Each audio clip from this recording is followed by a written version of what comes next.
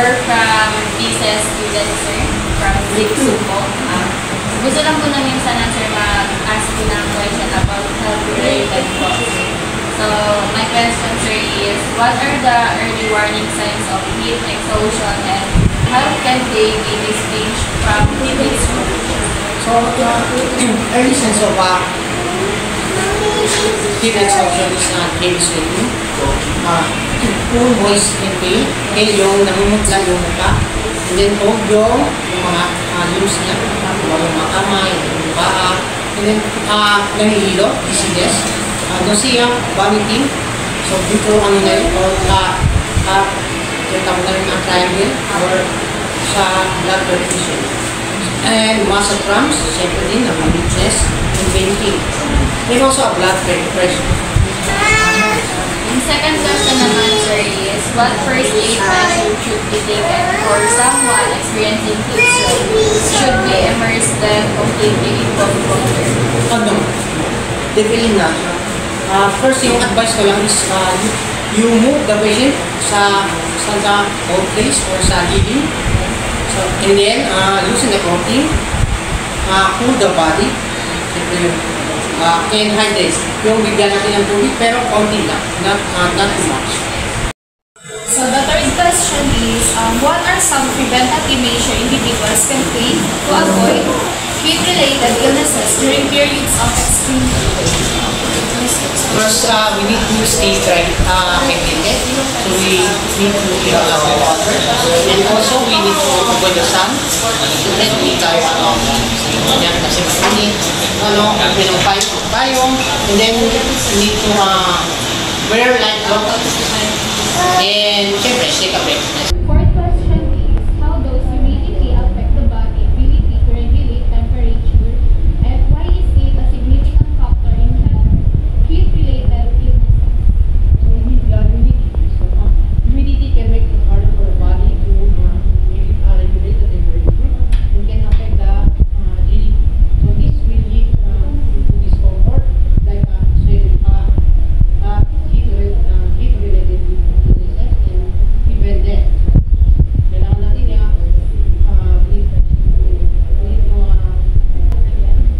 siyempre mga related factors dyan sila ng sweat evaporation. So this will lead sweat doesn't evaporate as quickly from the skin. Ayun na sa halimbawa. And dehydration, excessive sweating, so nakaka-dehydrate. So kaya kanina sinabi ko, we need to drink a lot of water. 8 glasses of water. So yung 8 glasses of water, hindi naman kailangan yung talaga yung requirements every day. So siyempre iinom tayo kung umabot. Pero recommended to drink 8 glasses of water during summer season. Or dependent. It can also trigger other problems such as breathing issues, heart attack, and stroke. So, dapat i-regulate natin body temperature. Agility. So, strenuous outdoor activities can be dangerous in humid conditions. You might want to consider shortening the distance of your activity or rescheduling for a cooler day.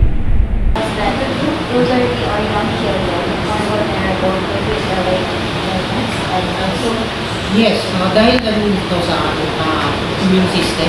So yung bata-bata pa, siyempre yung immune system kasi mahina pa. Yung sa elderly naman, so habang may age, yung immune system nila is humihina. So isang factor din lang, yan is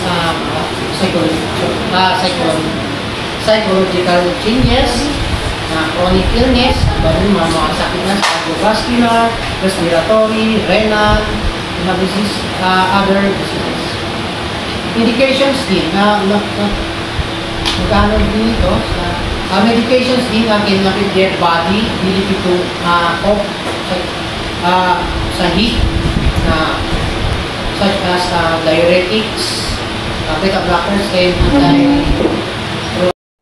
So, what are the common symptoms of a venereal snake bite? And what first aid steps should be taken before seeking professional medical attention? So after the venomous snake bite, there are usually a serious pain, then tenderness at the site. So site na kung saan siya kinagat. So it can worsen into bruising, swelling, way up to the arm. So halimbawa nakakapal dito. So maglalagay yung pain niya sa buong arm. And then some magkawaroon tayo ng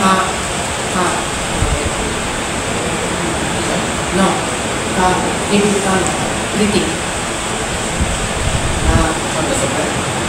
Yes, like labor bleeding or shortness of breath, feeling weak, and odd taste sa So halimbawa din, pag nakagat tayo, we need to identify what type of snake or what type of snake na endemic sa isang lugar. Halimbawa din, paano din natin malaman kung nakagat tayo ng venomous snake or non-venomous. So venomous snake, so paano kung nakagat tayo ng ahas tapos hindi natin alam, halimbawa kung sa damuhan tayo or sa madilim na lugar. So paano natin malaman kung venomous yung ahas? So isang signs nito is yung bite marks. Bite marks niya is nakapang-puncture to parang yung kinagat ng vampire.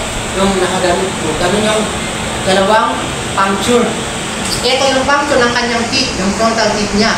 So pag non-venomous snake naman, nakamark talaga lahat ng ngipin niya.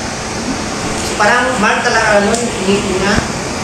Ganun yung size ng mouth. So yung treatment natin, pag hindi tayo trained na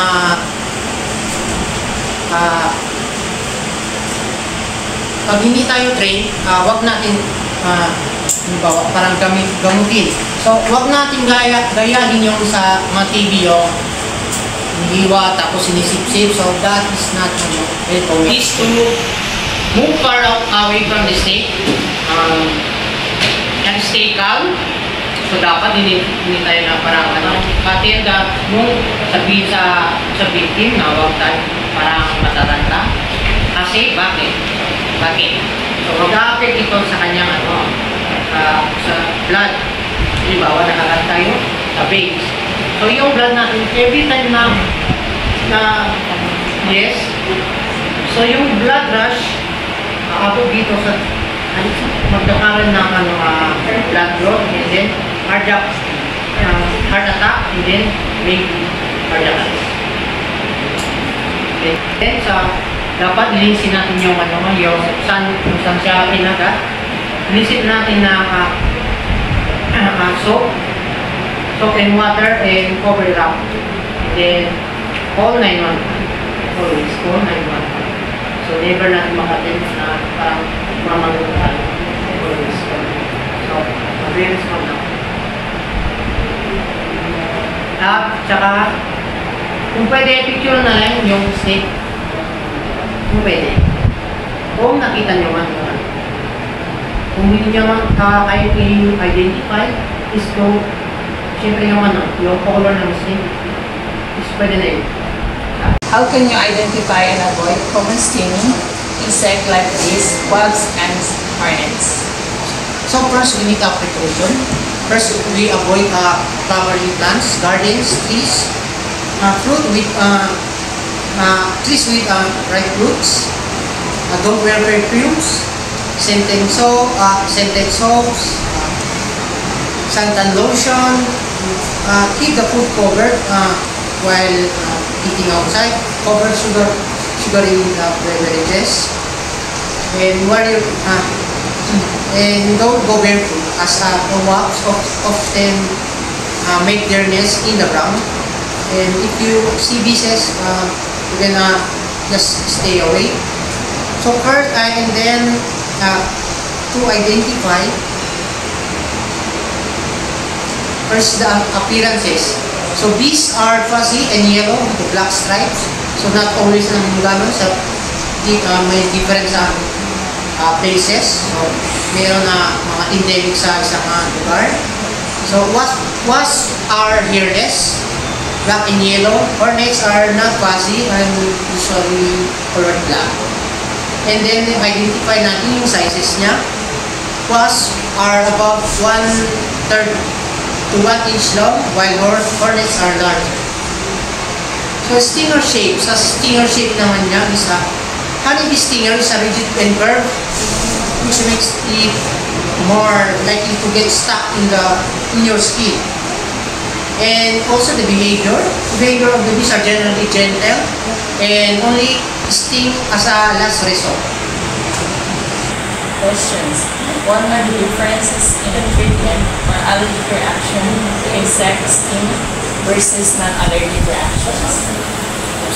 Non-allergic reaction to insect sting normally responds to the venom, chemicals and enzymes. So expect your pain, swelling, redness, and itching, the sting bite. And then upon compress or an ice help the pain, this normally responds to the venom, chemicals and enzymes. The expected effects are pain, swelling, redness, and itching at the sting site. Sa mild allergic reaction naman is you can take an antihistamine pill. So pag, kaya mo sila nito kanina, pag hindi kayo trained or allowed, so hindi kayo hindi nyo pwedeng ito. So sa severe allergic reaction naman, you must seek medical attention. Call 911 and para maano namin para ma-treat namin agad. Then kaya namin mga EMT, we are allowed to inject you on epinephrine. What are some effective home remedies for relieving the pain and swelling from insect bites and stings when should we seek professional medical help?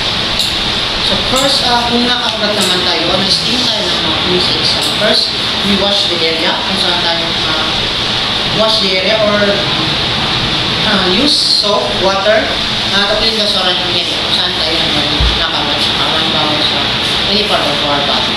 The second is apply ice. Ice use, it helps numb the pain, constrict the